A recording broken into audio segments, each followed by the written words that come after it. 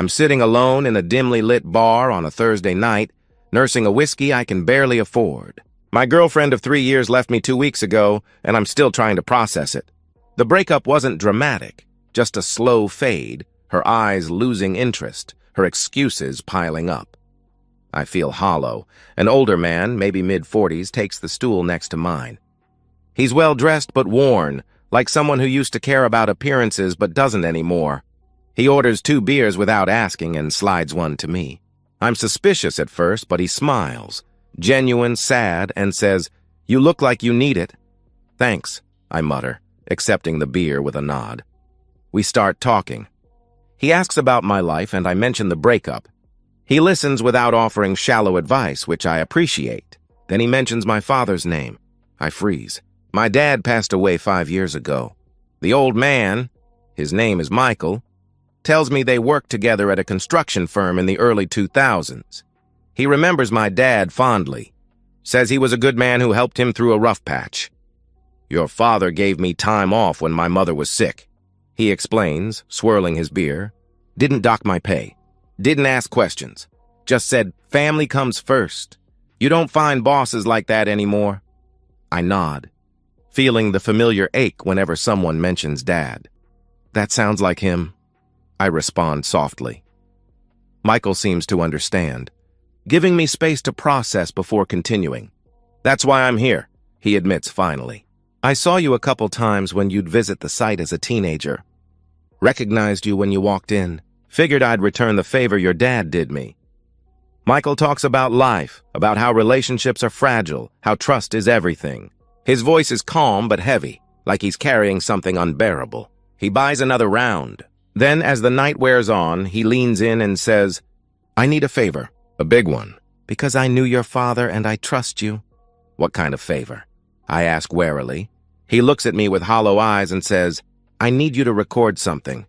A story, my story. And then, I need you to show the world what betrayal really looks like." The bar has emptied around us, just a few stragglers nursing their drinks in the corners. The bartender wipes down the counter, glancing occasionally in our direction. Michael's eyes hold mine, unwavering.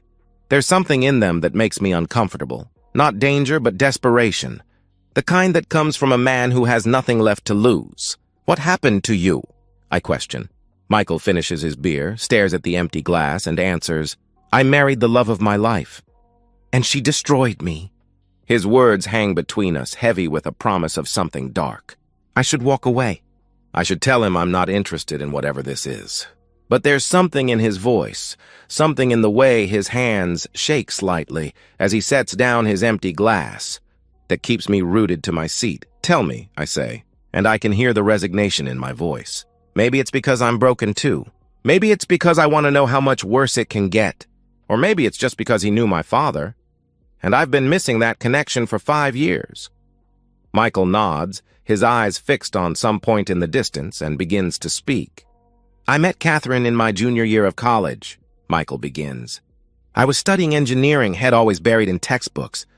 She was taking art history, vibrant, passionate, full of life. We shouldn't have worked.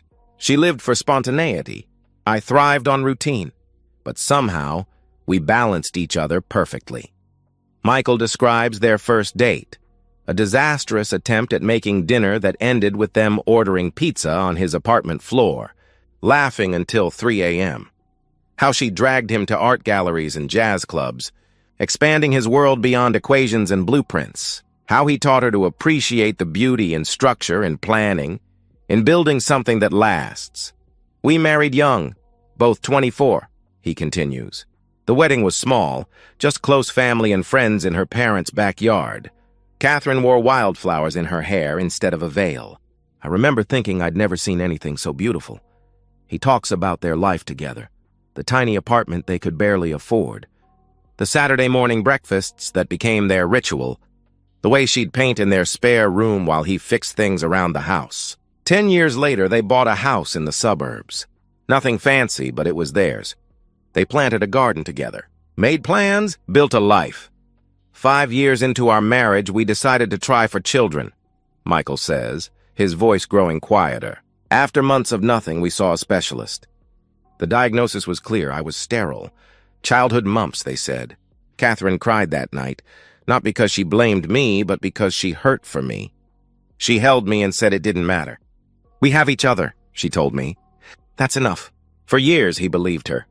They redirected their energy. Michael climbed the corporate ladder, becoming a senior project manager. Catherine worked part-time at a local gallery, cultivating emerging artists. Life settled into a comfortable rhythm. Not the passion of their early years, but something deeper, more enduring, or so he thought. But over the past year, things changed, Michael continues, his eyes darkening. Catherine became different, distant. She started going out more. Girls' nights, she'd call them. New clothes, different perfume. I noticed, but said nothing. 20 years together builds a foundation of trust. At least that's what I told myself. Small changes at first. Her phone always placed face down. Passwords changed on her accounts. Showers immediately upon coming home. The classic signs Michael realizes now that should have been obvious. But love is blind, and trust makes fools of us all. 3 months ago, I couldn't ignore it anymore. He states, his voice hardening. She'd flinch when I touched her unexpectedly. She'd get texts late at night and step outside to answer them. Our intimacy had all but vanished. Always excuses, always too tired. The doubt, it gnaws at you. Eats you from the inside. He started paying attention, really paying attention. He checked phone records, noted the discrepancies in her stories. The friend she was supposedly having dinner with posting pictures from a different restaurant.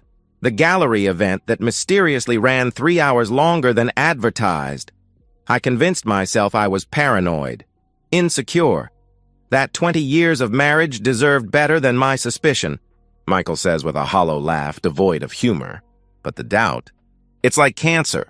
Once it takes root, it spreads until it's all you can think about. He leans back, staring at the ceiling, his expression hardening into something resolute and terrible. I installed a camera in our bedroom, he confesses. I wish to God I hadn't. The bartender calls last round. Michael ignores him, lost in his memory, and I signal for 2 more. Whatever is coming next, I sense we'll both need the liquid courage. The camera was small, discreet. I hid it in the decorative clock on our bedroom dresser. Michael explains, his voice clinical now, detached, like he's reading from a technical manual rather than describing the dismantling of his life. I didn't want to catch anything. I wanted to prove myself wrong. For the first week, nothing happened. Catherine came home, watched TV, went to bed. Michael felt foolish, ashamed of his suspicion. But then came Tuesday. I'd left for work as usual. Around 10 a.m., while reviewing footage during my lunch break, I saw her make a call, he recounts, his hands tightening around his glass. She was smiling, laughing in a way she hadn't with me in years. He's gone, she said. Come over. An hour later, the front door opened. A man walked in, early 30s, athletic build, confident stride. Michael describes him with mechanical precision, no emotion, just facts. The man who was sleeping with his wife? They didn't waste time with pleasantries. Michael continues, his voice cracking slightly. I watched the footage in my car, parked at a grocery store lot. Couldn't go home, couldn't face anyone. My hands were shaking so badly I could barely hold my phone. It wasn't just that would have been painful enough. It was the intimacy. The way Catherine looked at this man, tender, passionate, alive. The way she hadn't looked at Michael in years. The whispered words, the promises. The plans. It happened again 2 days later. And again the following week, he adds bitterly. Always when I was at work. Always in our bed, the bed I'd bought with my first big bonus. 20 years of marriage and she brought him into our sanctuary. Michael hired a private investigator, needing third-party confirmation of what he already knew. The PI delivered a folder within a week. Photos, timestamps, a motel receipt, screenshots of text messages. Catherine had been seeing this man, named David. He learned, for 8 months. The PI caught them at a cafe downtown, holding hands across the table like teenagers, Michael recalls, his voice trembling with barely contained rage. Then at a motel off the interstate. Then shopping for groceries together, groceries she would cook in my kitchen while I was working overtime to pay for our anniversary vacation. The most devastating discovery came in the text messages. They talked about leaving their spouses. They talked about starting over together. They talked about having children. That was the knife twist, Michael reveals, his voice barely audible. She told him she wanted his baby. That she'd always wanted children, but I couldn't give them to her. That she'd been waiting all these years for someone who could make her a mother. Throughout this revelation, Michael confronted nothing. He played the devoted husband. He kissed her goodnight, asked about her day, smiled when she lied to his face. Inside, he was disintegrating. I considered divorce, he admits. But the thought of her walking away, free, happy with him, unpunished for what she'd done, made me physically ill. I thought about confrontation, but what would that change? She'd made her choice. Every day, every lie, every time she welcomed him into our bed. The bar is nearly empty now. The bartender eyes us warily but doesn't approach. Michael's face has transformed, the sadness replaced by something harder, something colder. His eyes have gone flat like polished stone. Tonight, right now, Catherine is with him. In our house. In our bed, he states, his voice eerily calm. And I'm going to end it. All of it. A chill runs through me. I should leave. I should call someone. But I'm frozen, caught in the gravity of his tragedy. I need the world to see what she did, Michael declares. And I need you to show them. What are you planning? I ask, my mouth dry despite the alcohol. He doesn't answer. He just stands, drops cash on the bar, and says, "Let's go." We leave the bar into the cold night air. The streets are empty, silent except for our footsteps and the occasional passing car. Michael walks with purpose, hands buried deep in his coat pockets. I follow, uncertain why I'm doing this. Perhaps it's the connection to my father.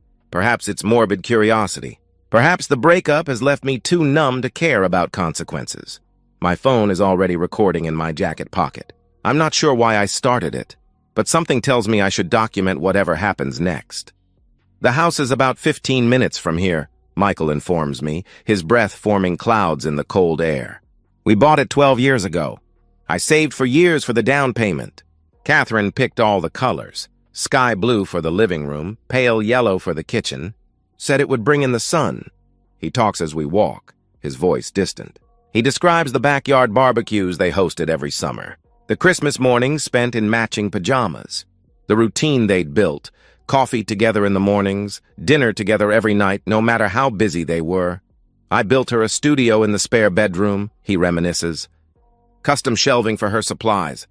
Skylight installed so she'd have natural light. She used to paint for hours, completely lost in it. I'd bring her tea and she'd look up, surprised it had gotten dark. She stopped painting 6 months ago, said she was in a creative rut. The night air grows colder as we walk. A patrol car passes slowly, the officer inside giving us a cursory glance before moving on. Michael doesn't even notice. I left work early today, he reveals suddenly. Told my boss I was sick. I went home, saw his car parked 2 blocks away. He laughs humorlessly. He always parks there thinking he's being discreet. Everyone on the street knows. Our neighbors, our friends, they've all seen him.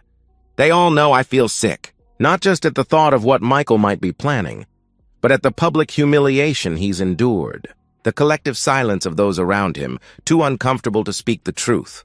Why me? I ask as we turn onto a tree-lined suburban street. Why drag me into this? Michael slows his pace, looks at me with hollow eyes. Because you're young, he answers. Because you still have time to learn from my mistakes. Because maybe if you see this, you'll be more careful. You'll see the signs I missed. We reach his street. It's quiet, suburban, lined with oak trees. His house is at the end, a 2-story colonial with a blue door. The lights are on upstairs, casting a warm glow through the curtains. From the outside, it looks like the perfect home, the American dream. Michael stops at the driveway. He pulls out his keys. I see his hand shaking. Are you ready? He questions. I'm not. I'll never be ready for whatever's about to happen. But I nod anyway. He unlocks the front door quietly. The house is silent except for faint sounds from upstairs, muffled voices, laughter. The living room is tastefully decorated. Family photos on the walls, comfortable furniture, a life built over decades. But there are clothes scattered on the floor, a man's jacket, Catherine's blouse. Evidence of their haste. Michael picks them up one by one, holds them to the camera I'm now openly filming with. His face is blank. emotionless, as if he's handling evidence at a crime scene rather than the physical proof of his wife's betrayal. Then he starts up the stairs. Each step creaks slightly, but the sounds from the bedroom don't stop. They don't hear us. They're too lost in each other. I follow, my heart pounding, the camera steady. At the top of the stairs, Michael pauses at the bedroom door. He takes a deep breath, then pushes it open. The door swings open with a soft creak. The bedroom is dimly lit by a bedside lamp, casting long shadows across the walls. Catherine is there, naked, her body entwined with her lover's beneath the sheets. Her back is to the door, her face buried in his neck. They don't notice us at first, too consumed by each other. Then Catherine turns. Her eyes widen. She screams Michael's name, pulling the sheet up to cover herself. The man, David, jerks upright, confusion and panic washing over his face. "Michael!" Catherine gasps. "What are you? You're supposed to be at work?" Michael interrupts, his voice unnervingly calm. "I called in sick today. Stomach trouble. Seems I was right to trust my gut." He walks toward them, each step measured and deliberate. I remain in the doorway, camera recording, frozen by the scene unfolding before me. I should leave. I should call the police. I should do something. But I don't move. Catherine is stammering, crying, words tumbling out. It's not what it looks like. I can explain. "Please, Michael," she pleads. "Not what it looks like?" Michael retorts with a hollow laugh. "You're naked in our bed with another man. Please, enlighten me as to what this actually is." David is scrambling to get dressed, apologizing. "I'm sorry, man. I didn't know," he stammers. "Didn't know what?" Michael demands, his voice rising for the first time. "That she was married? That this is my house, my bed? You didn't notice the wedding photos in the hallway? The men's clothes in the closet? Or did you just not care?" Michael lunges forward suddenly, his fist connecting with David's jaw. The younger man falls back onto the bed, blood streaming from his nose. Catherine screams, scrambling to the headboard, clutching the sheet to her chest. 20 years, Michael says, his voice breaking. 20 years, Catherine. Was it worth it? Was he worth it? She's sobbing now, mascara running down her cheeks. "I'm sorry. I'm so sorry. I was lonely. You were always working. We stopped talking. I needed," she whimpers. "You needed what? To humiliate me? To destroy everything we built?" Michael interrupts. He reaches into his jacket. My breath catches as he pulls out a revolver, old, heavy, worn. Catherine's scream turns into a choked sob. David raises his hands, blood still dripping from his nose. "Please," he begs. "Please, I'm sorry. We can talk about this. The gunshot is deafening in the small room." David collapses, blood spreading across the white sheets. Catherine's scream is primal, tearing through the air. She scrambles backward, falling off the bed, hands raised in front of her face. "Michael, please!" she sobs, her voice barely audible through her tears. "Please, I love you. We can fix this." "Please, you love me?" Michael questions, his voice hollow. "You betrayed me. You lied to me. Every day for months, you looked me in the eye and lied. You brought him into our home, into our bed." He turns the gun toward Catherine. She's on her knees now, hands clasped in front of her like she's praying. "Michael, think about what you're doing. This isn't you. You're not a killer," she pleads desperately. "I wasn't," he responds softly. "Until you made me one." The second shot echoes like the first. Catherine crumples to the floor, the sheet still tangled around her waist, her eyes fixed and staring. The room is thick with smoke and the smell of gunpowder. Michael stands there, the gun hanging at his side. Blood spatters his white shirt, his face, a grotesque painting of violence. He doesn't seem to notice or care. His eyes, when they meet mine, are empty, devoid of pain, anger, life itself. "Did you get it?" he asks, gesturing to the camera still gripped in my trembling hand. "Did you record it all?" I nod, unable to speak. "Make sure they see this," he instructs. "Make sure they know what she did, what she drove me to." Then he puts the gun to his temple and pulls the trigger. The sound is different this time, wetter somehow. Michael's body crumples like a marionette with cut strings. He falls beside Catherine, their blood mingling on the hardwood floor. In death, they are closer than they've been in months. The silence that follows is absolute. 3 bodies, 3 lives ended. Blood soaks into the carpet, the sheets, the walls. I stand there still recording as reality crashes over me. My hands are shaking so badly I can barely hold the phone. I stumble backward, out of the room, down the stairs. I dial 911, my voice cracking as I report what happened. I wait on the curb, numb, as sirens wail in the distance. The video is still recording. I don't turn it off. I can't! The police arrive within minutes, flashing lights, shouted commands, hands pushing me to the ground, then helping me up once they realize I'm just a witness. I hand them my phone, the video still running. I'd already uploaded a copy to the cloud, as Michael had made me promise. They question me for hours in the back of a squad car, then at the station. I tell them everything, the bar, Michael's story, the walk, the house. They don't charge me. I'm a witness, not an accomplice. The video goes viral within days. Someone at the police station leaked it, or maybe a prosecutor, or maybe one of the first responders. It doesn't matter now. Millions of views, shares, comments. People are horrified, fascinated, divided. Some call Michael a monster. Others say Catherine got what she deserved. David becomes a footnote, collateral damage in someone else's tragedy. I don't read the comments. I can't. The funerals happen separately. Catherine's family holds theirs first. Closed casket, private ceremony. They blame Michael entirely. They give tearful interviews about domestic violence, about how Catherine was planning to leave him. I wonder if they know the truth, or if they're just protecting her memory. No one mentions the months of betrayal that preceded the violence. No one wants to speak ill of the dead except Michael. He's the villain in their story. David's widow, a petite blonde with swollen eyes, gives her own interview. She cries on camera saying she had no idea, that David was a good father, a good husband.